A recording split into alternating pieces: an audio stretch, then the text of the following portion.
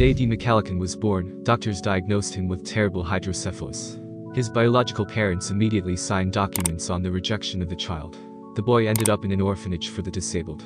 When the boy reached the age of 4, doctors wondered how he had lived so long. At that age he could neither speak nor eat on his own. He only spoke a couple of phrases.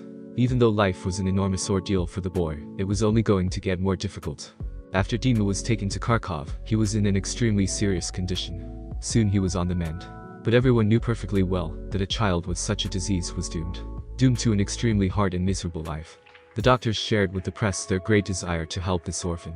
They said they had ordered a special prayer for Dima and asked heaven for help for this boy. It is impossible to believe, but just a couple of weeks later, Dima seems to have parents.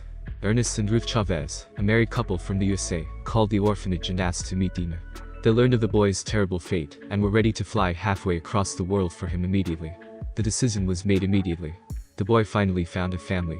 His new parents were not new to this, and in a very short time, prepared the paperwork necessary for the adoption.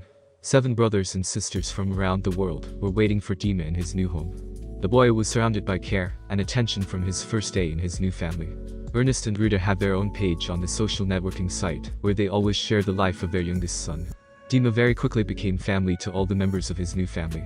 Of course it did him good, and soon he was eating by himself, and even slowly learning his new language. After only a year in his new life, he is learning all the things he couldn't do before. He now had no problem eating on his own, playing with his family, and even taking his first steps. The doctors say the boy's life is not in danger. Moreover, he has a wonderful future ahead of him, because his frontal lobes of his brain are not damaged by the disease. Now looking at the joy in the boy's eyes, you cannot doubt his happy future life. Now, he has a huge family, each member of which supports him, and will help him in everything.